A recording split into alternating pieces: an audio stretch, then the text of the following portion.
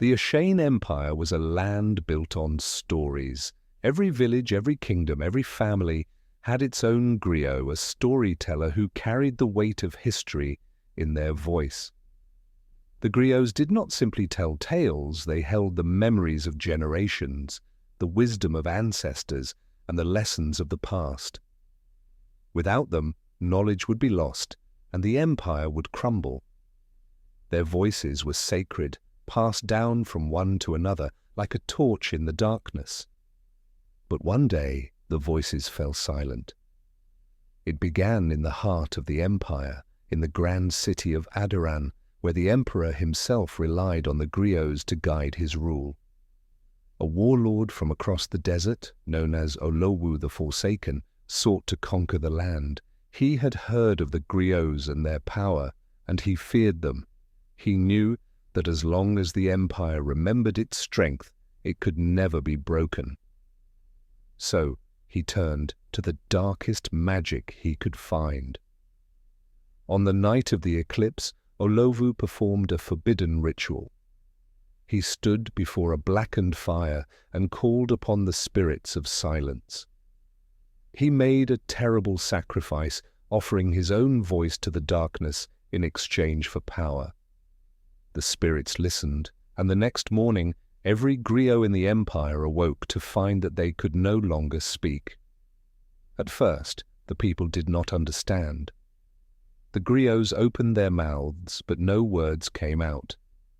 Their hands trembled as they tried to write their stories, but even the ink dried before it could form letters. The elders wept, the children were afraid, and soon the empire itself began to change. Without the griots, villages forgot their origins. Families no longer knew the names of their ancestors. The great battles that had been won, the lessons learned through centuries, all began to fade. The empire became vulnerable, for an empire without its past is like a tree without roots. The people lost their sense of unity, and Olowu struck with his armies. City after city fell, their defenders confused and leaderless, their spirits weak. Yet, in a small village hidden between the hills, a young girl named Kaya still remembered. She had been an apprentice to her grandmother, a great griot who had told stories by the fire every night. Kaya had listened well, and though she had not yet gained the gift of storytelling, she knew the stories by heart. When the silence came, she was afraid, but she did not forget. Kaya watched as her people lost themselves. The elders who once spoke with wisdom now sat in silence, their eyes empty. The children no longer learned the old songs. The village that had once been filled with laughter and stories now felt cold and lifeless. Kaya knew that if something was not done, the empire would be lost forever. So she set out on a journey. She traveled through forests and rivers, across deserts and mountains, searching for an answer. She followed the whispers of the wind, the rustling of the trees, the murmurs of the rivers. Finally, deep within a hidden valley, she found an old shrine covered in vines. There she discovered a forgotten legend, the first story. The first story was the origin of all words, the tale that had given birth to the griots and their gift. It was said to be hidden within the bones of an ancient dragon, a being so old that it had seen the beginning of time itself. If Kaya could find the first story and speak it, she might be able to break the curse and restore the voices of the griots. But the journey was dangerous. The dragon was said to be guarded by spirits who tested all who approached. If one was not worthy, they would be lost forever in the echoes of time. Undeterred, Kaya pressed on. She crossed the valley of forgotten names, where the ghosts of those who had been erased from history whispered warnings in the wind. She climbed the mountain of echoes, where voices of the past repeated words long lost. She waded through the river of time, where memories flowed like water, slipping through her fingers if she did not hold on tight. Finally, she reached the cave of the first story. There she found the bones of the dragon, glowing softly with ancient light.